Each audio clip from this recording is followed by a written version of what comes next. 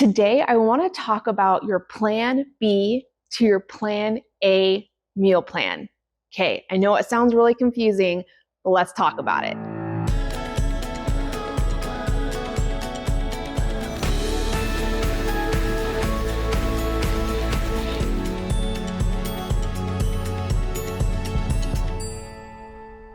So let's talk about this plan B meal planning strategy. Now, this is going to be a very short and sweet video, but I thought it was worth mentioning because it has helped me tremendously with meal planning. So if you are struggling with either sticking to your meal plan or consistently meal planning, this might help you. Let's talk about my meal planning routine. So I am a 1-week meal planner, which means that I am planning, prepping, and grocery shopping every Sunday. I have a family of 3, except every other week I have a family of 4 because I share custody of my son with my ex-husband. So family of 3, family of 4. I'm also live in the state of Washington and I have no diet restrictions. And I say this because all of those things are going to contribute to how much you are spending on your grocery budget every single month. However, though, with meal planning, I like to meal plan every week. So not for the entire month, but for the week. And I do it on Sundays. So I'm sitting down, I'm picking out my recipes that I want to create for the week. I am shopping my home first, figuring out what I have in my pantry, fridge, and freezer first before I create my shopping list. I am then going down to the grocery store, getting the ingredients that I need to make my meals for that particular week. And then I'm getting home and I'm prepping. So I'm either prepping lunches, which I haven't done in a while. Usually I make big batches for dinner and eat leftovers for my lunches. Or I'm prepping my veggies or the things for my recipes to make it a little bit easier for me for the week. So with all that being said, let's talk about this strategy of mine. So let's say, for example, you sit down on a Sunday, you create your meal plan, you go to the grocery store, you have everything you need to make all your meals throughout the week, but something comes up. Maybe on Wednesday, you're just not feeling the recipe that you picked out. Maybe you forgot to thaw out the meat for that recipe, so now you can't make it because your meat is still frozen. Let's say maybe something comes up and you're going out to dinner with friends that night, and so you're going to be making a different meal for the next night. Your meal plan's kind of skewed, which means you have now one extra recipe, or sometimes you end up with one less recipe depending on the activities that are happening in your life. There's a lot of different scenarios that cause us not to stick to our meal plan exactly. Now, our initial meal plan is what I call my plan A meal plan. This is what we originally tend to do. But like I said, life comes up. So I have what's called a plan B meal plan. And these are things that my go-to recipe, things that I know I always have in my pantry, in my fridge, in my freezer, something that I can come up quick. What is the criteria to fall on my plan B meal plan? 1, it has to be fast, has to be easy. It also has to be things that I can quickly grab from around my house that I know I will always have. And a lot of the times, it's frozen things, frozen pizza, frozen lasagna, maybe a frozen dinner that I stuck into the freezer that I had prepped earlier. That's another thing. Freezer meals are great for your meal plan recipe. And there are thousands of freezer meals on Pinterest in bulk that you can bake a ton of meals at one time to stick in your freezer for later. Those are wonderful for your plan B meal plan. Essentially, it is something that allows you to gravitate towards instead of the convenience of eating out. Why do we usually eat out? It's because it's convenient, right? We're tired. We don't want to cook. Something came up. We don't have enough time. All these things that push us towards just quickly grabbing a bite to eat just to get the task done. Dinner on the table, dinner for our families, dinner to feed ourselves. What if, though, we had something in place that was also convenient, that made it easier for us to eat at home rather than gravitating towards that easy route and convenience of eating out? Now, my plan B meal plan and recipes aren't always the healthiest. No. But they do save me money from eating out.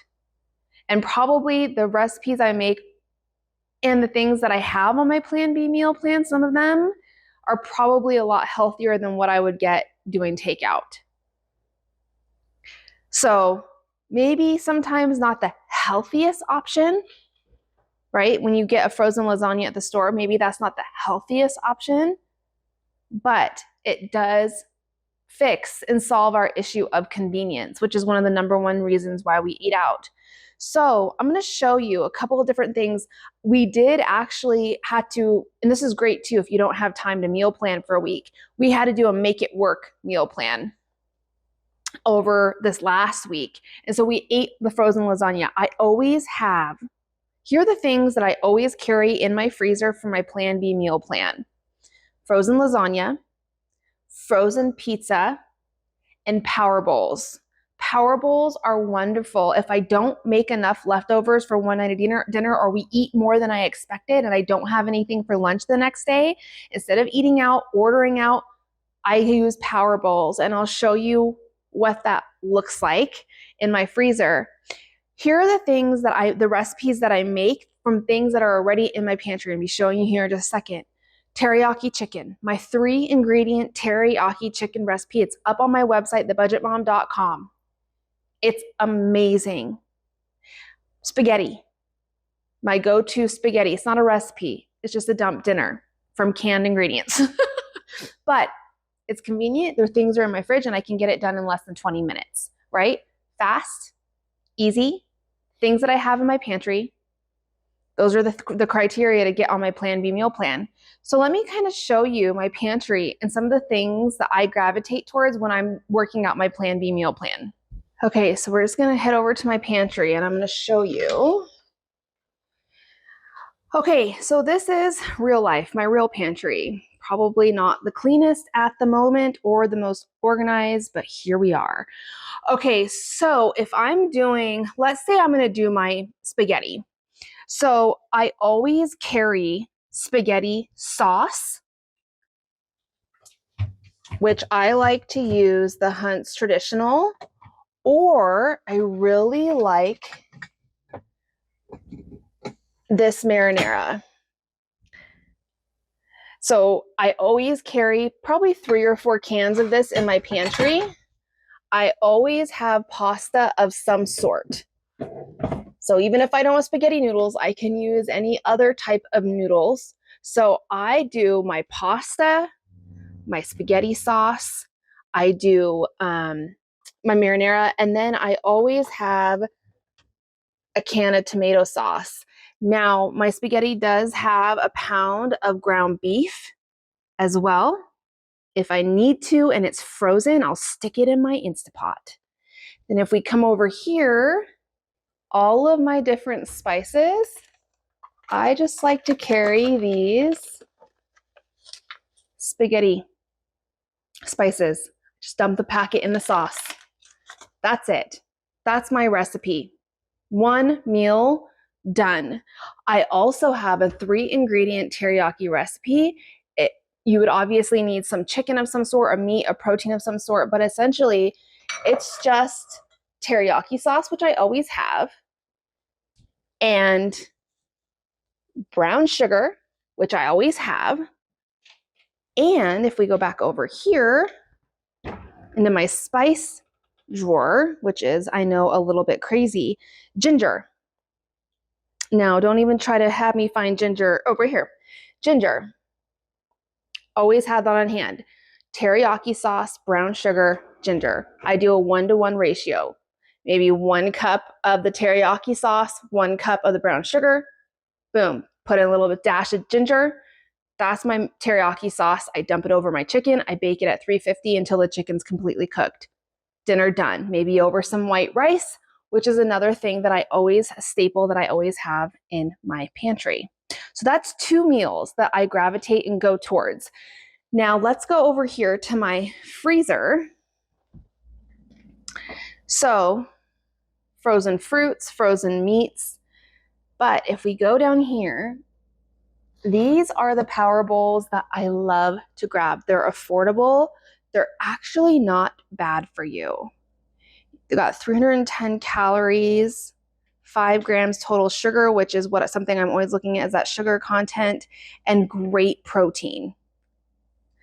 So, and this rate's pretty high on my Yucca app. If you don't know what the Yucca app is, YUKA, download it. It will change everything when you grocery shop. But so these are what I have if I need a quick snack, lunch. I don't have leftovers.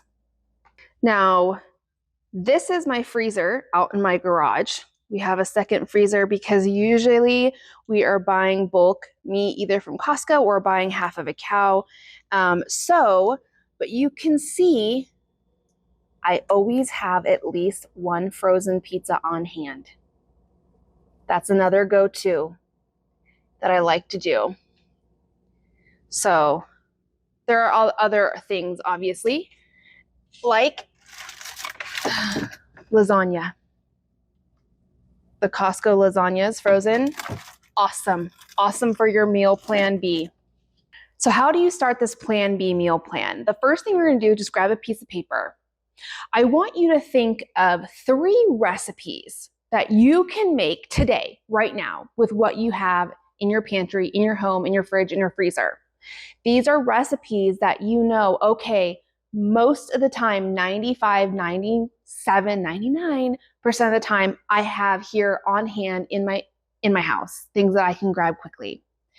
You make your own criteria for your plan B meal plan. Okay, like I said, mine's fast, easy, convenient, things I have on hand. Then I want you to think of 3 frozen items that you can have as dinner. Put that on that blank piece of paper. So now you have your recipes, your 3 different recipes, and your 3 different frozen items, whether that's a frozen dinner that you pre-made. Maybe you made a bunch of frozen meals, you have them in your fridge, whether that's a lasagna, whether that's a frozen pizza.